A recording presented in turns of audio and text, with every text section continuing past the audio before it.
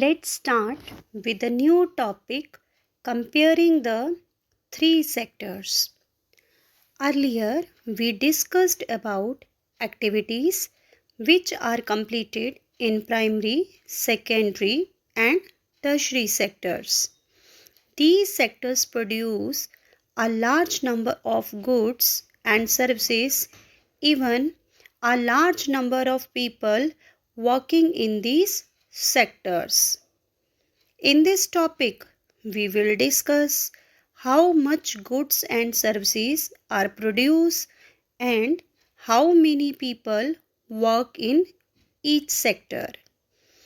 But the question arises, how do we count the various goods and services and know the total production in each sector?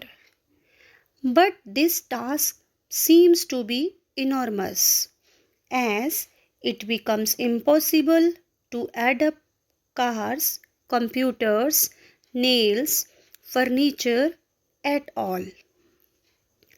To solve this problem, the economists suggest that the value of goods and services should be used rather than adding up the actual numbers. For example, if 10,000 kg of wheat is sold at rupees 8 per kg, the value of wheat will be rupees 80,000. Same as value of 5,000 coconuts at rupees 10 per piece will be rupees 50,000. In the same way, the value of goods and services in the three sectors are calculated and then added up. But keep in mind, every goods or services that is produced and sold not to be counted. Only final goods and services is to be included. Here, question is, what are the final goods? Those goods which are used for final consumption or are directly used by the consumers are called final goods. For example, a farmer who sells wheat to a flour mill for rupees 8 per kg. The mill grinds the wheat and sells the flour to a biscuit company for rupees 10 per kg. The biscuit company uses the flour and things such as sugar and oil to make 4 packets of biscuits.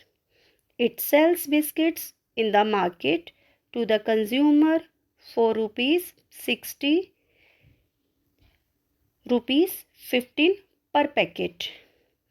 Here biscuits are the final goods that reach the consumers. But why only final goods and services are counted? Answer is the wheat and the wheat flour that is used for making biscuits are called here intermediate goods. Students, do you know what are intermediate goods? Intermediate goods are used up in producing final goods and services, and the value of final goods already included the value of all intermediate goods that are used in making final goods.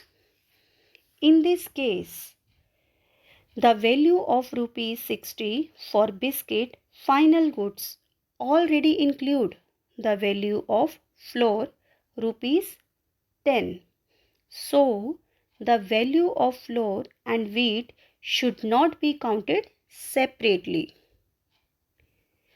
Now students, let's have a look towards what is the total production and GDP of a country. The value of final goods and services produced in each sector during a particular year gives the total production and the sum of all production in the three sectors that are primary, secondary and tertiary is known as GDP. Students, we can also say that GDP means gross domestic product is the value of all final goods and services produced within a country during a particular year. In India, the task of measuring GDP is undertaken by central government ministry. That's all for the day. Have a nice day.